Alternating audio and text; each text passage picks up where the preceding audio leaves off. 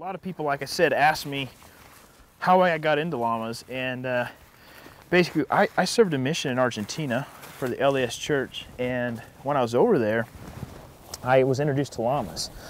And so when I came home from my mission, it was 2009, and I came up to college to BYU, Idaho. Went to school there, and I was hunting with a bow in a mountain range called the Beaverhead Mountain Range, which is where the Continental Divide is. It divides Montana and Idaho.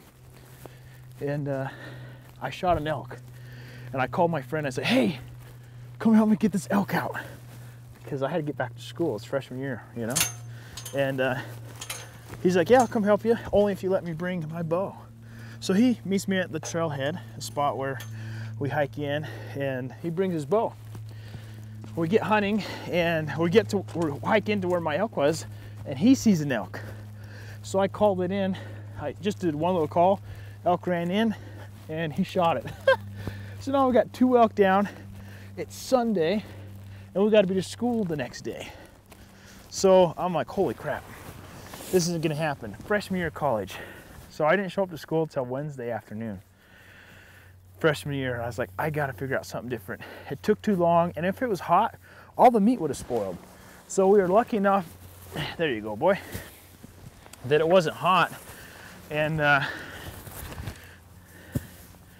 give him some hay. So we were lucky enough it wasn't hot. We got our meat out, and I realized, like, I can't do that again. But I grew up with horses, mules, half-draft horses, cattle, and so livestock was an easy transition. So I called my grandpa. He's like, "Well, coming home and getting horses is too far, and where are you gonna keep them?" I'm like, "Yeah, you're right." So I found this guy in Rexburg that rented me a pasture for $25 a month. And so I got the pasture rented for $25 a month, and I went and bought some goats, and it didn't work. It wasn't for me. They were too slow. They didn't like water. Super fun to have around, but they weren't for me. So then I tried burros and donkeys, and they were also not a fit. Then I saw a guy on Craiglist that had some llamas for sale. Get some more hay here. So I bought the llamas for 500 bucks. I only had 60 bucks to get me to where he was at in Wyoming and back, and I made it home. My truck just puttered right into my apartment. So I got my 2 llamas, got my saddles and packs, and one of them, his name was Cinco. He was so fat, he couldn't even carry his own weight. He would just waddle like this. I'm like, come on, he just waddle. So then I got his buddy that came with him, his name is Rio Tinto. And Rio, man alive, he was a short little tiny guy, but a heart of gold. And he would pack and pack and pack. And me and Rio went all over the place. Well then, my sister's like, "Hey, I see a llama on Craigslist." So I went and bought him. He didn't work out very good. And my sister's like, "I found another one on Craigslist for free." So I got him. He didn't work out very good. Long story short, I went through a lot of llamas, about 25 llamas, and I finally found 4 good ones that would pack. And we evolved from there. So that's kind of the start of how we got into pack llamas. We were really using them for hunting, for fishing the backcountry. We'd hike into these big mountain lakes and fish and camp, and it was just the best life. When I met my wife, I had the llamas, and at first she just had no interest, you know. I could tell. She pretended to have interest. And then we got married, and we got a few females, and they had babies, and then she was hooked. Once she saw that first baby, her name was Violet. This cute little black and white little baby. And once the little Violet came into Kirsten's life, she was on it.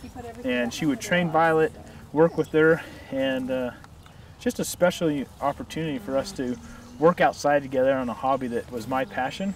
And then what happened is I realized is all of a sudden there's people breeding these great pack llamas. They call them Ccaras. And they spell it K-A-R-A. In America we spell it C-C-A-R-A. And so we spell it Ccara, and there's people that were breeding these llamas, and they're all pretty much retiring. And there was about a dozen breeders in North America. And I realized, like, man, if these people sell these llamas, you know, 2 llamas here, 2 llamas here, 10 here, then no one's going to be able to buy these great animals. And so I talked to Kirsten. I was like, can we go buy a few females before they all kind of get dispersed? Because I love this so much. I want to do it forever. I want this to be part of my life. And she's like, yeah, I love it too. Let's go get a few females. And I just sold our business that we'd been working on in North Dakota. Had enough money to go buy a few females. And we bought them and we started breeding them. And then more people started selling their llamas, and I was like, oh my goodness, we need to get all these great animals, get their genetics, bring them to our ranch, because if we don't do it, no one else is going to. And at the time, we felt that way. Now we look at it, and there's so few breeders. You know, there's just less than a handful of us breeding animals now. And so we preserved a lot of the great genetics in North America, and we're super excited to share the specialness and uniqueness of these Ccara pack llamas to the world. And so we hope that people get to see the same joys and benefits that we got to see from them. And we are excited to take everyone on this journey with us, you know, as we breed these amazing pack llamas.